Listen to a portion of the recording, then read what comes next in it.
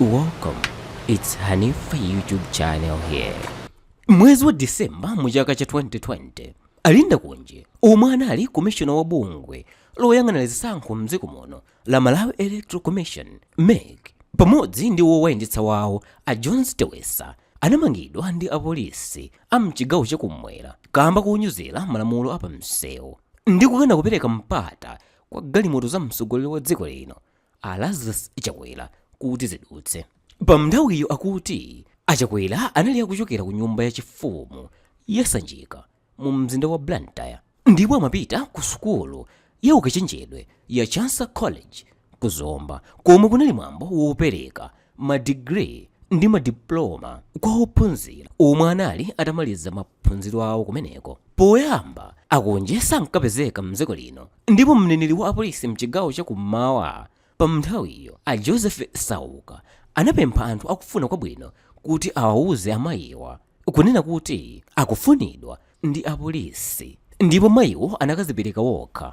Malingana ndi Asauka akuti Linda Kunje anakana kuyimitsidwa ndi apolisi kokwana kanayi atawuzidwa ndi apolisiwa kutero pakati pa 6 miles namadzi ndi boma la Chilazulo. Iwowa anali akuchokera ku Mangochi kupita ku Blantyre ndipo amathamanga kwambiri.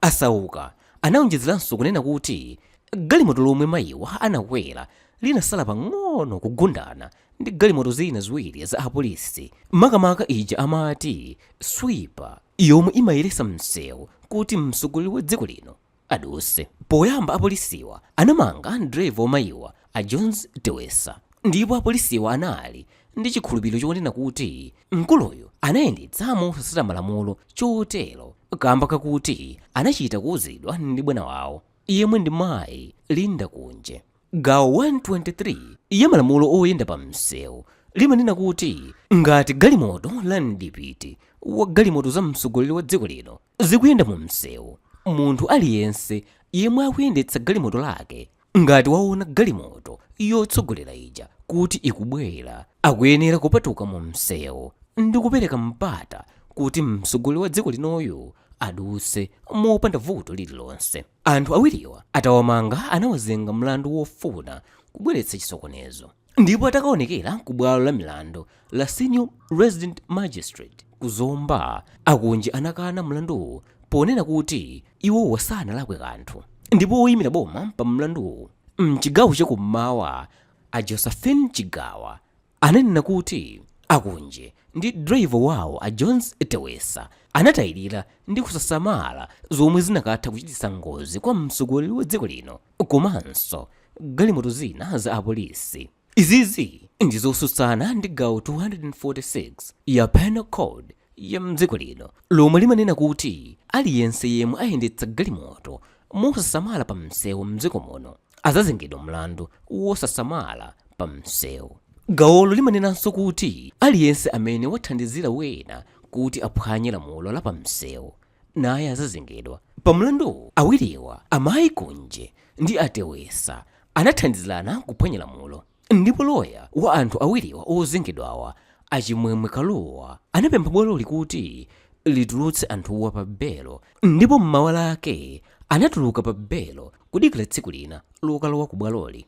Pa 19 August mchaka cha 2022 mlandu unakalowanso ku bwalo la milandu komwe Chief Resident Magistrate Austin Banda anapeza Linda Kunje komanso a Jones Tewesa olakwa pa mlandu wawo. Abanda mchigamulo chawo anati malingana ndi umboni womwe waperekedwa ku bwaloli awiriwa analakwa ndipo awapeza olakwa pophwanya malamulo apamsewu. Komatu Atewesa anawuza bwaloli kuti iwowa amadziwa malamulo apamsewu ndi onse okhuza mtsogoleri wa dziko lino akamadutsa, koma anaphwanya malamulowa kamba kakuti bwana wawo Kunje anawawuza iwowa kuti asayime azingoyendesabe. Atewesa anatinso pa 3 miles ndi pamakoka iwowa anayimika galimotoyo kupereka mpata kwa mdipiti wa galimoto za Achakwera, koma amayi Kunje malo onsewa amawawuza kuti ngati asakufuna kuyendetsa galimotolo